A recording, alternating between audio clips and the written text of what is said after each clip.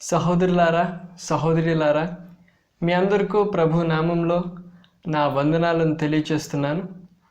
మన జీవితంలో ఏం చేస్తేనో ఏం చెప్తేనో ఎల్లప్పుడూ ఒక ఉద్దేశంతోనే, ఒక లక్ష్యంతోనే మనం అన్నీ చేస్తూ ఉంటాం, చెప్తూ ఉంటాం.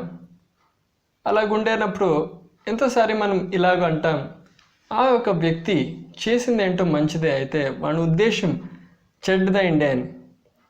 వేరే సమయాల్లో మనం ఇలాగో అంటాం, వాడు చేసింది ఏంటో తప్పే, అయితే వాడి ఉద్దేశం మంచిదైండే అని. అయితే ఇలాగా మనము ఒక మాటని మంచిది, వేరే ఒకటిని చెడ్డది అని చెప్పేటప్పుడు మన ఆధారం ఏంటి?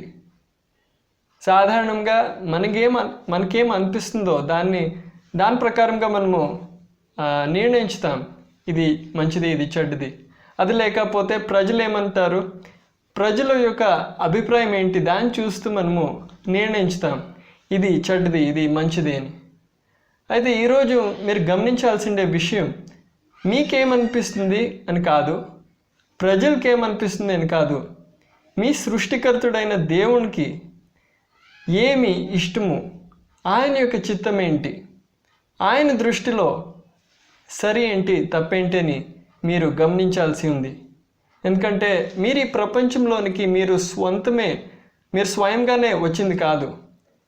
మిమ్మల్ని నన్ను ఒక ఆయన సృజించి ఈ ప్రపంచంలోనికి పంపి ఉన్నాడు. కాబట్టి ఆయన యొక్క చిత్తం ఏంటి, ఆయన యొక్క దృష్టిలో సరి ఏంటి, తప్పేంటి అని మనం తెలుసుకోవాల్సిందే అవసరత మా అందరికీ ఉంది. కాబట్టి దాని గురించే నేను మీతో మాట్లాడాలని నేను ఈరోజు కోరుకుంటున్నాను. దానికోసం మనం దేవుని వాక్యం నుండి ఒక వచనం చదువుకుందాం. అపొస్తలుడైన పౌలు కొరింథీయులకు వ్రాసిన మొదటి పత్రిక నుండి దాంట్లో 10వ అధ్యాయంలో 31వ వచనం మనం చదువుకుందాం. 1 కొరింథీ 10:31. అక్కడ మనం చదివేది ఏంటంటే, కాబట్టి మీరు భోజనము చేసినను పానము చేసినను మీరేమి చేసినను సమస్తమును దేవుని మహిమ కొరకు చేయుడి. దేవుని చిత్తం ఏంటి? ఈ ప్రపంచంలో మనం బ్రతికేటప్పుడు మనం ఎలా బ్రతకాలని దేవుడు కోరుకుంటున్నాడు. దేవుని వాక్యం ఎంత తేటగా తెలియచేస్తుంది, దేవుని మహిమ కొరకు చేయుడి. మన జీవితంలో ఏం చేస్తేను, చిన్నదైనా పెద్దదైనా మనం చేసే అన్ని పనుల ద్వారా దేవుని పేరుకి మహిమ కలగాలి. అలాంటి ఒక జీవితం మనము ఈ ప్రపంచంలో గడపాలి. ఇదే దేవుని చిత్తం. అయితే ఇది సాధారణంగా సహజంగా జరిగే ఒక పని కాదు. ఎందుకంటే మనలో స్వార్థం ఉంది. మనలో స్వార్థం ఉండేదాని నుంచి మనము ఎల్లప్పుడూ మనం చేసేది ఏంటంటే, మనకేమి ఇష్టం వస్తుందో దాన్ని మనం చేస్తాం. మన ఇష్టం ప్రకారంగా మనం బ్రతుకుతూ పోతాం. దానికి ఒక ముఖ్య కారణం ఏంటంటే, మనం జీవితంలో దేవునికి మొదటి స్థానం ఇస్తాలే. మొదటి స్థానం మన స్వార్థానికి ఇస్తున్నాం, మన కోరికలకి ఇస్తున్నాం, లేకపోతే మన కుటుంబానికి ఇస్తున్నాం. అయితే మొట్టమొదటిగా మనం దేవునికి మొదటి స్థానం ఇవ్వాలి. రెండవదిగా మిగతా ప్రజలకి రెండో స్థానం ఇవ్వాలి. చివరిగా మాత్రమే మన స్వార్థానికి స్థానం ఇవ్వాలి. అప్పుడు మాత్రమే మనము వాస్తవంగా దేవుని కొరకు, దేవుని మహిమ కొరకు మనం బ్రతకగలము. కాబట్టి మనము దీన్ని గమనించాల్సి ఉంది. అయితే ఈ కాలంలో మనము దుఃఖంతో చెప్పాల్సిన ఒక మాట, ఎంతోమంది దేవుని కొరకు జీవించేదానికి బదులుగా, బ్రతికేదానికి బదులుగా వాళ్ళు దేవుణ్ణి వాడటానికి ప్రయత్నిస్తున్నారు. వాళ్ళ స్వంత ఆగ్రహాలు, ఆశలు, కోరికలు నెరవేర్చడానికి దేవుణ్ణి కూడా ఉపయోగించడానికి, వాడటానికి ప్రయత్నిస్తున్నారు. ఎంతోమంది క్రైస్తవులు అని చెప్పుకునే వాళ్ళు కూడా వాళ్ళు ప్రార్థన చేస్తారు, ఆరాధన చేస్తారు. అయితే వాళ్ళ లక్ష్యం ఏంటి, వాళ్ళ ఉద్దేశం ఏంటి? దీన్ని నేను చేస్తే, గట్టిగా నేను ఆరాధన చేస్తే, పాటలు పాడి నేను ఆరాధన చేస్తే, ప్రార్థన చేస్తే దేవుడు సంతోషపడి ఏం చేస్తాడు? నా కోరికలను, నా ఆశలను నెరవేర్చుతాడు. ఇలాంటి ఒక దురాశతో దేవుణ్ణి ఆరాధించుతున్నారు. అయితే మనము ఈ మాట అర్థం చేసుకోవాలి. దేవుణ్ణి మనము ఆరాధించేయాల్సిండేది ఏమో ఒకటి పొందటానికి కోసం కాదు, దేవుడి నుంచి ఆశీర్వాదాలని పొందటానికి కోసం కాదు. దేవుడు ఆరాధనకు అర్హుడు, దేవుడు గొప్పవాడు, ఆయన మహోన్నతుడు. గనుక మనము ఆయన్ని ఆరాధన చేయాలో కానీ మనము ఆయన నుంచి ఏమో పొందటానికి కోసం ఒక దురాశతో ఆయన్ని ఆరాధన చేయకూడదు. దానికిన్న మేలు మనము ఆరాధన చేయక ఉండేది. అది కాక ఇంకొక మాట మనము ఈ వచనం నుండి మనం గమనించవచ్చు. ఈ వచనంని మనం దీని మూల భాషలో, గ్రీకు భాషలో మనం చదివినట్లయితే ఇంకొక మాట మనకి తేటగా తెలిసేది ఏంటంటే, ఈ మాట ఒక సలహాగా వ్రాయబడలే, ఈ మాట ఒక అభిప్రాయం మాత్రంగా వ్రాయబడలే, ఇది ఒక ఆజ్ఞగా వ్రాయబడి ఉంది. దాని అర్థము దేవుని మహిమ కొరకు చేయుడి, సమస్తమును నీ జీవితంలో చేసేది అన్నీను నువ్వు దేవుని మహిమ కొరకు చేయుడు అని చెప్పేటప్పుడు దీంట్లో మనకు ఒక ఆప్షన్ లేదు. మీకు ఇది ఇష్టమా లేదా అదొక విషయం కాదు, ఇది మీరు చేసే తీరాలి. లేకపోతే ఇది చేయక ఈ ఆజ్ఞను మీరు ఉల్లంఘించినట్లయితే మీరు దేవుని శిక్షకు గురి అవుతారు, పాత్రులవుతారు, నిత్య నరకాగ్నిలో కాల్చబడటానికి పాత్రులవుతారు. కాబట్టి ఇది ఒక తేలికగా ఉండే మాట కాదు, దీన్ని తేలికగా తీసుకోకూడదు. ఇది ఒక తీవ్రంగా ఉండే మాట, తీవ్రంగానే తీసుకోవాలి. అది కాక ఇక్కడ మనం చదివేది ఏంటంటే, భోజనము చేసినను పానము చేసినను. మనము భోజనం చేసేటప్పుడు, పానం చేసేటప్పుడు ఎప్పుడో ఒకసారి మనకి ఇష్టం వచ్చేటప్పుడు కాదు, ప్రతిరోజు మనం ఎల్లప్పుడూ మనం భోజనం చేస్తాం, నీళ్ళు త్రాగుతాం.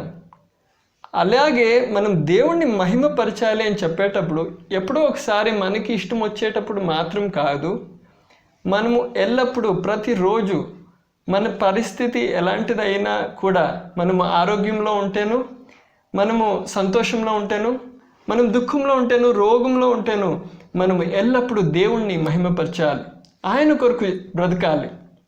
అది కాక భోజనం చేసేది, పానం చేసేది అది ఒక తలంపు కాదు, అది ఒక అభిప్రాయం కాదు, అది మనము ఆచరణలో చేసే ఒక పని, ఆచరణాత్మకంగా చేసే ఒక పని.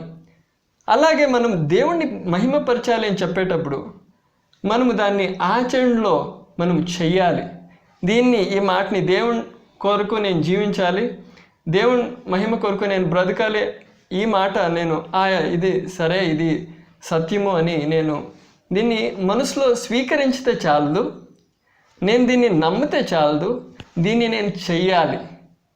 అప్పుడు మాత్రమే దేవుని పేరు మహిమపరచబడుతుంది. అది కాక ఇక్కడ మనం ఇంకొక మాట చదివేది ఏంటంటే, మీరేమి చేసినను సమస్తమును దేవుని మహిమ కొరకు చేయుడి. ఇప్పుడు మన జీవితంలో సమస్తమును దేవుని మహిమ కొరకు చేయుడి అని చెప్పేటప్పుడు మన జీవితంలో ఏ ఒక చోట్లోనూ మన స్వంత ఇష్టాని కోసం ఒక చోట్లే, ఒక అవకాశంలే, మన స్వంత ఇష్టం కొరకు మన స్వంత ఇష్టం కొద్దీ జీవించడానికి మనకి అవకాశం లేదు. మన జీవితంలో ప్రతి ఒక్క క్షేత్రంలోనూ మనం దేవుణ్ణి సంతోషపెట్టాలి, ఆయన చిత్తం మనం నెరవేర్చాలి. అయితే ఇలాగ దేవుణ్ణి మనము మహిమపరచాలి అని చెప్పేటప్పుడు దేవుడు బయట మా అవతలు చేసే మనం బాహ్యంగా చేసే పనులు మాత్రం గురించి కాదు మాట్లాడుతూ ఉండేది. ఎందుకంటే మన హృదయం ఎలాగుంది, దేవుడు ఈరోజు మీ హృదయాల్ని చూస్తున్నాడు. మీరు బయట చేసే పనులు మాత్రం కాదు, మీ హృదయంలో చూసేటప్పుడు మీ హృదయంలో ఉండే కోరిక ఏంటి, ఎలాంటి కోరిక మీ హృదయాల్లో పెట్టుకొని ఉన్నారు, దాన్ని దేవుడు చూస్తున్నాడు. మీరు మీకోసం బ్రతకాలని కోరుతూ ఉండేది దేవుని కోసం బ్రతకాలని కోరుతున్నారు, దేవుడు గమనించుతున్నాడు. మీ హృదయంలో ముందుగా ఒక లోతైన రూపాంతరం జరగాల్సి ఉంది. మీరు స్వంతంగా మీ హృదయాల్ని మార్చలేరు, అయితే దేవుడు మీ హృదయాల్ని మార్చడానికి శక్తుడై ఉన్నాడు. అయితే అలాగా దేవుడు మీ హృదయములను మార్చాలి అంటే మీరు దేవునికి మీ జీవితాలను పూర్ణంగా అప్పగించాలి. ప్రభువా, నీ వాక్యము నా కోసం వ్రాయబడి ఉంది, నీ వాక్యంలో రాసిండే ప్రతి ఒక్క మాట సత్యము, నిజము అని నేను నమ్ముతున్నాను. దీని ప్రకారంగా నేను బ్రతుకుతాను. నా బలం చేత కాదు, నీ కృప చేత నేను ఈ వాక్యం ప్రకారంగా నేను బ్రతుకుతాను. నీ వాక్యము, నీ ఆత్మడు నా హృదయంలో, నా స్వభావంలో, నా జీవితంలో క్రియ చేయనుగాక. ప్రభువా, నాకు సహాయం చేయని మీరు ఆత్మార్థంగా ప్రార్థన చేస్తే ఖచ్చితంగా దేవుడు మీ హృదయాలను మార్చుతాడు. అలాగా మీరు ప్రార్థన చేసేటప్పుడు అప్పుడు మనం దేవుని కొరకు బ్రతకాలి అని చెప్పేటప్పుడు మనం ప్రతిరోజు మనం బ్రతికే మన జీవితంలో దీన్ని ఆచరణలో ఎలాగ తేవచ్చు? మొట్టమొదటిగా మన వైఖరి ఎలాగుండాలి అంటే మనం ఏం పని చేస్తేనో నేను దీన్ని దేవుని కోసం చేస్తున్నాను, అలాంటి ఒక వైఖరి మనకి కలిగి ఉండాలి. నేను దీన్ని నా కోసం కాదు, నా సంతోషం కోసం కాదు, నా కుటుంబాన్ని సంతోషపెట్టడానికి కోసం కాదు, నా చుట్టూ నన్ను గమనించే ప్రజల్ని సంతోషపెట్టడానికి కోసం కాదు, నేను దేవుణ్ణి సంతోషపెట్టడానికి కోసం నేను దీన్ని చేస్తున్నాను. ఎందుకంటే నాకు ఒక సత్యం తెలిసింది, దేవుడు నన్ను సృజించినాడు. కాబట్టి నేను ఆయన కోసం జీవించాలి, ఆయన కోసం నేను బ్రతకాలి. నేను నా కోసం బ్రతకాల్సిండేవాడు కాదు, ప్రజల కోసం బ్రతకాల్సిండేవాడు కాదు, నేను నా సృష్టికర్తుడైన దేవుని కోసం మాత్రం బ్రతకాల్సిండేవాడు. కాబట్టి నేను నా జీవితంలో ఏం చేస్తేనో నేను దాన్ని దేవునికి ఎలా ఇష్టమవుతుందో అలా నేను చేస్తాను. నేను దేవుని కోసం చేస్తాను. నా లక్ష్యం, నా ఉద్దేశం ఏం పని చేస్తేనో నా సంతోషం కాదు, దేవుణ్ణి నేను సంతోషపెట్టాలి, ఆయన చిత్తం నేను నెరవేర్చాలి. అది లేక ఉంటే నా జీవితంలో వేరే ಯಾವ అర్థము లేదు.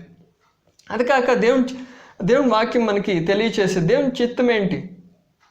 దేవుని చిత్తం ఏంటి అంటే మన చుట్టూ ఉండే ప్రజలు ఎంత జనాలు నశించిపోతున్నారు. ప్రభు అయిన యేసుక్రీస్తుని తమ రక్షకుడై ప్రభువై స్వీకరించక తెలుసుకోక ఎంత జనాల యొక్క ఆత్మలు నశించిపోతున్నాయి. దేవుని వాక్యం చెప్పేది దేవుని ఇష్టం ఎవరు నశించిపోకూడదు, అందరూ రక్షణ పొందాలి. ఆయన ఆ ప్రేమతో ఈ ప్రపంచంలో మానవునిగా వచ్చి సిలువ పైన మరణించినాడు. కాబట్టి మనలోనూ ఆ కోరిక ఉండాలి. నా చుట్టూ ఉండే నా సహోదరులు, నా సహోదరులు వాళ్ళు నశించకూడదు, వాళ్ళు కూడా రక్షణ పొందాలి, వాళ్ళు కూడా ప్రభు అయిన యేసుక్రీస్తును తెలుసుకోవాలి, రక్షణ పొందాలి. దానికోసం నేనేం చేయగలను? ప్రభువా, నేనేం చేయగలను? నా భాగం ఏంటి? నీ పరిచర్యలో నా భాగం ఏంటి? నేను స్వార్థని ఎలా నేను ప్రకటించవచ్చు?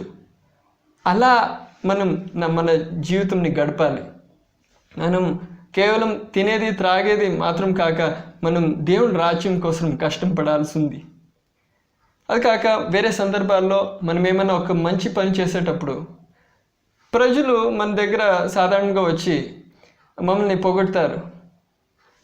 సహోదరుడా, నువ్వు చేసింది చాలా మంచి పని అని పొగడేటప్పుడు మనం ఆ ప్రశంసను మాకే తీసుకోక మనం దేవునికి అర్పించి, సహోదరుడా, నేను చేసింది ఎంత మంచిదంటేను నేను దీంట్లో గర్వించడానికి ఏమీ లే, ఇది దేవుని కృప బట్టి మాత్రమే నేను చేసింది, దేవుడు నాకు ఆరోగ్యం ఇచ్చినాడు. ఇది ఒక సత్యము, ఇది ఒక సత్యము మీరు తెలుసుకోవాలి.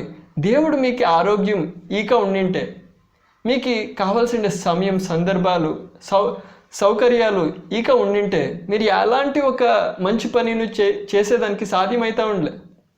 కాబట్టి మీరు ఎలాంటి ఒక మంచి పని చేసిన తర్వాత ప్రజలు మిమ్మల్ని పొగటేటప్పుడు ఆ ప్రశంసను మీరే స్వీకరించక దేవునికి మహిమ, దేవునికి ఘనత మీరు అర్పించాల్సి ఉంది. అలా మీరు చేసేటప్పుడు మీరు దేవుని కొరకు బ్రతుకుతున్నారు, దేవుని మహిమ కొరకు జీవించుతున్నారు. కాబట్టి ప్రియులారా, మీ ముందర ఎప్పుడు ప్రతిరోజు ఈ యొక్క ఎంపిక ఉంది. మీరు రెండిట్లో ఒకటి ఎన్నుకోవాల్సి ఉంది. మీరు మీకోసం బ్రతుకుతారా? ప్రజలు ఏం చెప్తారు, వాళ్ళేం చెప్తారు, వీళ్ళు ఏం చెప్తారు అని దాన్ని తలంచి దాని ప్రకారంగా మీరు బ్రతుకుతారా? లేదా మీరు మీ సృష్టికర్తుడైన దేవుడు ఎవరు అని తెలుసుకొని ఆయన చిత్తం ఏంటి అని తెలుసుకొని దాని ప్రకారంగా మీరు బ్రతుకుతారా? ఆయన పరిశుద్ధ పేరు యొక్క మహిమ కొరకు మీరు బ్రతుకుతారా? మీరు ఎన్నుకోవాల్సి ఉంది. అయితే దేవుని వాక్యం ఈరోజు మీతో మాట్లాడేది ఏంటంటే, మీరు మీ జీవితంలో ఏం చేస్తేనో దేవుని మహిమ కొరకు మాత్రం చేయండి. మీ సంతోషం కోసం కాదు, ప్రజల సంతోషం కోసం కాదు, దేవుణ్ణి సంతోషపెట్టడానికి కోసం మాత్రం చేయండి. ఎందుకంటే దేవుడు మిమ్మల్ని సృజించింది ఆయన కొరకు బ్రతకటానికి, మీ కొరకే బ్రతకటానికి కాదు. కాబట్టి ప్రభు మీ అందరినూ ఈ వాక్యం ప్రకారంగా నడచటానికి, జీవితం గడపటానికి, బ్రతకటానికి సహాయం చేయనుగాక.